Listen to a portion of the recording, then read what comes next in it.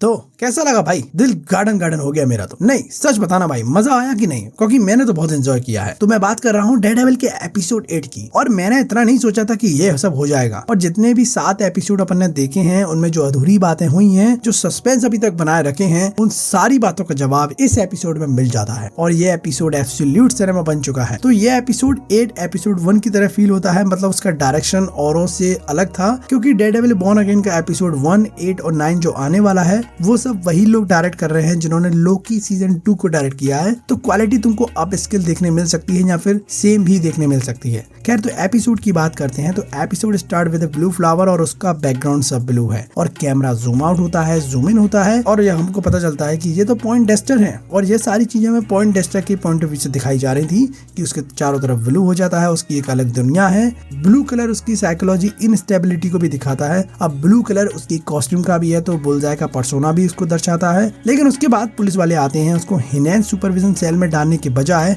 उसको general cell में डाल देते हैं। और तुम्हें पता है डेस्टर एक एफबीआई ऑफिसर रह चुका है, तो कितने लोग उससे बदला लेना चाहते हैं। तो कोई ना कोई ये चाहता है कि पॉइंट डेस्टर मर जाए, और वो और कोई नहीं बल्कि विल्सन फिक्स है। क्योंकि सीजन 3 अगर तुमने देखा, तुम्हें पता है कि फिक्स ने डेक्स्टर की गर्लफ्रेंड को मरवाया था, जो कि एक ही लौती बंदी थी जो उसको थोड़ा कंट्रोल कर सकती थी। अब इधर फिक्स ने रेड हुक प्रोजेक्ट पे काम करना चालू कर दिया है। उसको फंडिंग मिल रही है प्राइवेट पब्लिक सेक्टर दोनों से, और लूका वाला केस भी पूरा सॉल्व हो चुका है। वेनेसा ने फिक्स को बिट्रे नहीं करा था, ये साफ साफ इस एपिसोड में क्लैरिफाई कर दिया गया है। वेनेसा जानती थी, उसने फिक्स को पहले ही बता दिया था। देखो, लूका पैसे तो देने वाला था नहीं, ऊपर से वो थ्रेड बन चुका था जिसको हटाना बहुत जरूरी था। इससे थोड़ा इनका रिलेशनशिप अच्छा खासा बिल्ड और होता है। जिसके बाद क्या होता है कि विल्सन फिक्स वेनेसा को एडम से मिलवाता है, जो कि भाई रेड हुक के पोर्ट में ही उसने उसको कैद करके रखा था। वेनेसा उसको देखती है और एडम के हाथों की तरफ कैमरा जाता है और फिर फिक्स के हाथों की तरफ कैमरा जाता है। ये दिखाता है कि किस तरह एडम ने वेनेसा को छुआ है, और वो चीज विल्सन को बिल्कुल भी बर्दाश्त नहीं होती है। देन वेनेसा को चॉइस मिलती है उसको आजाद करने की और उसको मारने की। अब देखो, अगर वो आजाद कर देती है, इसका मतलब कहीं ना कहीं वो उसको थोड़ा बहुत पसंद करती है, और लेकिन वेनेसा उसको सीधे मार देती है। अब देखो, रियल लाइफ ज्ञान पेल दूं, किसी और की औरत के चक्कर में ना ही पड़ो तो अच्छा है,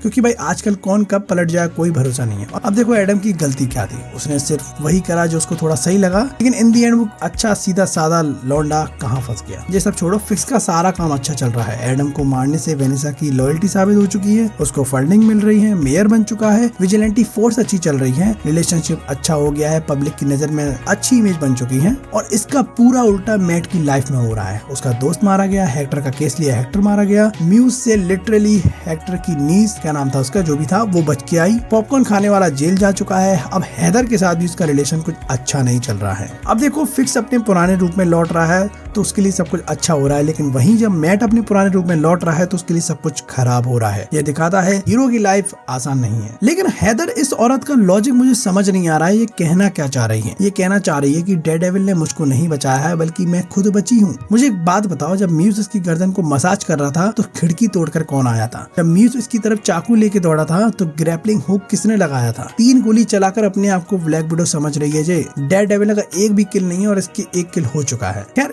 इस पर बहस हो ही रही थी, लेकिन तभी गेट पर बक आ जाता है, जो कि हैदर को इनविटेशन देता है। फिक्स और वेनेसा की पार्टी रखी गई है, उसमें आना है। लेकिन इसके बाद मैट तो पार्टी में जाने वाला था नहीं, जबकि वो एक गेस्ट को भी बुलाया गया था उसके साथ। और मैट को यह भी पता चलता है कि हैदर का क्लाइंट तो फिक्स है। अब मैट कहता है कि फिक्स उसको यूज कर रहा है, लेकिन वो चीजों को सही तरह समझा नहीं पा रहा था, क्योंकि चीजों को रिवील वो कर भी नहीं सकता है। और हैदर ये कह रही थी कि म्यूज और डेयरडेविल सबके सब सेम है, विजिलेंटी सारे सेम है। अब एक तरह से ये चीजें कहीं ना कहीं सही हो भी जाती है। डेयरडेविल अच्छे काम करता है, लेकिन मार्क्स लगाकर। कुछ गैर कानूनी भी होती है, क्योंकि देखो, चीजें कभी कभी सही करने के लिए काम गलत करना ही पड़ता है। लेकिन जो बंदा गलत काम करना चाहता है, उसको तो भाई बहुत सपोर्ट मिल जाता है इन सारी चीजों से। अब देखो, ये उसी तरह काम करता है कि मानो तुमने एनिमल मूवी देखी और तुमने उसके आर्ट और स्टाइल को पसंद करा, तुमने उसके कैरेक्टर को एज अ कैरेक्टर देख के चले, लेकिन उस कैरेक्टर को एडेप्ट नहीं किया। कुछ चमन भूतिये बहुत सारे हैं जो चीजों से इन्फ्लुएंस बहुत जल्दी हो जाते हैं।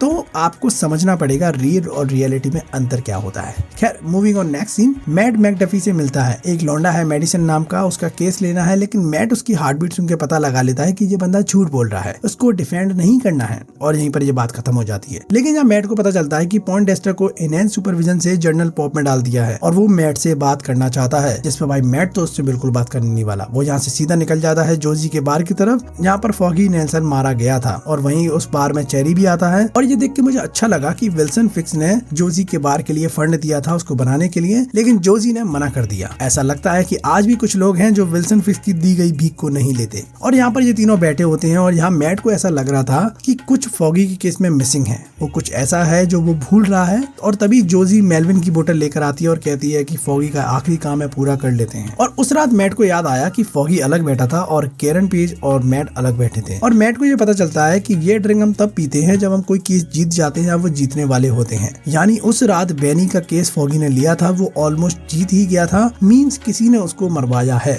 पॉइंटेस्टर उसके पीछे नहीं बल्कि फॉगी नेल्सन के पीछे आया था। ये मैट को पता चल चुका था। वो कड़ी से कड़ी मिला रहा था और वो सीधा पॉइंटेस्टर के यहाँ पहुंच जाता। भाई मैट का तुम गुस्सा देखो, उसकी बॉडी लैंग्वेज बता रही है कि वो कितना रोक के बैठा अपने आप। मैट पॉइंटेस्टर से जानना चाहता था कि उसको किसने भेजा है। पहले वो विल्सन फिक्स को सस्पेक्ट में ले लेता है, देन उसके बाद डेक्स कहता है कि मुझे जेल से बाहर निकालो फिर सब बता दूंगा। क्योंकि देखो पॉइंटेस्टर की भी जनरल पॉप में बैंड बज रही है क्योंकि सारे लोग उसको मार रहे हैं क्योंकि वो एक एफबीआई ऑफिसर है। अब देखो मैट कितना भी मैड हो जाए, वो पॉइंटेस्टर ऐसे बंदे को आजाद तो नहीं करने वाला है। वो उसके मुंह फोड़ देता है, लगे लगे, लेकिन पुलिस वालों को बुलाता है, कहता है इसने अपना सिर टेबल में मार लिया है। पुलिस वाले भरोसा करते हैं क्योंकि भाई डेक्स्टर है ही पागल थोड़ा सा। इधर फिक्स अपनी पार्टी थ्रो कर चुका है और डैनियल लॉन्डे को डेप्यूटी मेयर ऑफ कम्युनिकेशन बना दिया है क्योंकि बीबी यूरिक ने उसके जो काम करवाया है उससे फिक्स को ज्यादा कुछ करना नहीं पड़ रहा है, पब्लिक का सपोर्ट फूट फूट के मिल रहा है। फिर पार्टी का सीन आता है जहाँ पर जैक द सॉवर्ड मैन आया है, आर्टेमिस, दोनों बातें करते दिखते हैं। और पार्टी में तुम देखोगे सबके चेहरे उतरे हुए हैं, कोई खुश नहीं है। ये चेहरे हैं खौफ के जो विल्सन फिक्स ने उनके अंदर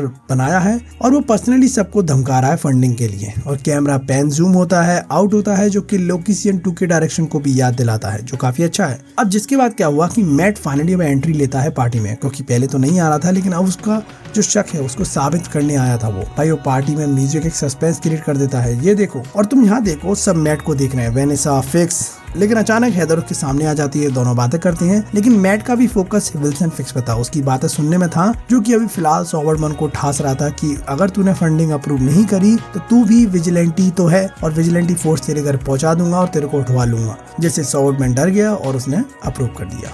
लेकिन इधर मैट ने जो कुटाई डेक्स्टर की लगाई थी उसके बाद उसका इलाज हो रहा था और यहाँ उसने अपने दांत से पुलिस वाले को मारा, फिर डॉक्टर को मारा, जिसके बाद बल्लू डेक्स्टर फरार हो चुका है। इधर एक रिपोर्टर ने फिक्स की फोटो खींच ली तो उसने एंटी विजिलेंटी फोर्स उसके पीछे भेज दी, जिसने कमिश्नर गैलो के सामने ही उसका हाथ जला दिया। अब ये समझ में आता है अगर सिस्टम के ऊपर से लोग करप्ट हो चुके हैं तो बीच के बंदर कितना भी फुदक ले कुछ नहीं कर पाएंगे। फिक्स अपनी पावर का पूरा गलत माल करते दिख रहा था यहाँ पर और वो सब कुछ दिख भी रहा है। फिर उसके बाद यूरिक कमिश्नर गैलो से मिलती है, कहती है कि मुझे पता है कि मेरे अंकल को मारने के पीछे विल्सन फिक्स का हाथ है, तभी मैं इसको आई हूँ बर्बाद करने। जिसके बाद कमिश्नर गैलो भी विल्सन फिक्स के अंदर काम नहीं करना चाहता है। वो बताता है मेरे पे इन सारे ऑफिसर जो भी विल्सन फिक्स के लिए काम कर रहे हैं उन सबकी फाइल वो उसको दे देगा, क्योंकि बीवी यूरिक का सोचना है कि इन सारी चीजों को वो अलग आईडी से पोस्ट करेगी ताकि इनका पर्दाफाश हो सके। उसके बाद मैट विल्सन फिक्स के पास जा रहा होता है उसको कन्फ्रंट करने के लिए। तभी तुम देखो ये बंदा कितना अलर्ट हो जाता है मैट के आने से। फिक्स के चमचों की हालत टाइट हो चुकी है और फिक्स की भी। लेकिन वेनेसा इस चीज को देख लेती है, वो स्पॉटलाइट फिक्स पर लगाकर उसको डांस करने के लिए कहती है, वो चीजों को ठंडा करना चाह रही थी। अब देखो फिक्स ने व्हाइट कपड़े पहने हैं जो सिंबलाइज करता है प्योरिटी, पावर, कंट्रोल और एक अनटचेबल स्टेटस को। और वेनेसा वही रेड पहनी है, मीन्स वो अब डेंजर बन चुकी है, क्योंकि एपिसोड में आगे जो साबित होने वाला है उसको देख के यही लगता है कि वो अब डेंजर बन चुकी है। देखो इससे पहले दोनों व्हाइट कपड़े पहने थे क्योंकि दोनों में कोई सीक्रेट थे नहीं, लेकिन अभी सीक्रेट हैं, मींस दोनों अभी एक जैसे तो नहीं है। वेनेसा के सीक्रेट आगे पता चलते हैं। अब देखो डांस के दौरान बक फिक्स के पास आता है और कहता है डेक्स्टर जेल से भाग गया है। अब फिक्स को डर लगता है कि कहीं डेक्स्टर उसको मार ना दे, क्योंकि वो आएगा तो उसको मारने जरूर। और ये सुनकर वेनेसा के होश उड़ गए और इस चीज को मैट ने नोटिस कर लिया। उसकी हार्ट बीट सुनी और उसको समझ आ गया कि फॉगी को फिक्स ने नहीं बल्कि वेनेसा ने मरवाया था, क्योंकि उस वक्त बिजनेस वेनेसा संभाल रही थी और कहीं ना कहीं वेनी केस जो हुआ था वो वेनेसा से रिलेटेड तो है। देन वेनेसा ने डेक्स्टर को हायर करा होगा। लेकिन बात वही आती है कि यार डेक्स्टर वेनेसा के लिए काम क्यों करेगा? अब कुछ ना कुछ हो सकता है, कोई एहसान वगैरह कर दिया हो। लेकिन मैट थोड़ा सा फायदा उठाकर वेनेसा को डांस करने के लिए ले जाता है और उसको कन्फ्रंट कर देता है, जिसमें वेनेसा थोड़ा शॉक हो जाती है, थोड़ा हिल भी जाती है। और फिक्स की शक्ल देखो, ऐसा लग रहा है मुंह से निवाला छीन लिया किसी ने। उसके बाद वो फिक्स से हैदर को हिंट देता है कि मैट ही डेयरडेविल है। लेकिन इससे पहले कुछ हो पाता, वहीं पे पॉइंटेस्टर ऊपर आता है स्नाइपर लेकर और इस बंदे को मार चुका है ब्रूटली तरीके से। जिसके बाद मैट का रेडार सेंसेस काम करता है एपिसोड 1 की तरह। और मुझे याद आया कि डेक्स्टर ने एक बात बोली थी मैट से, डिफेंड देयर वर्स्ट एनिमी, और वही चीज मैट अगले सीन में कर देता है। डेक्स्टर ने गोली चलाई विल्सन फिक्स पे, लेकिन मैट मर्डॉक बीच में आ जाता है।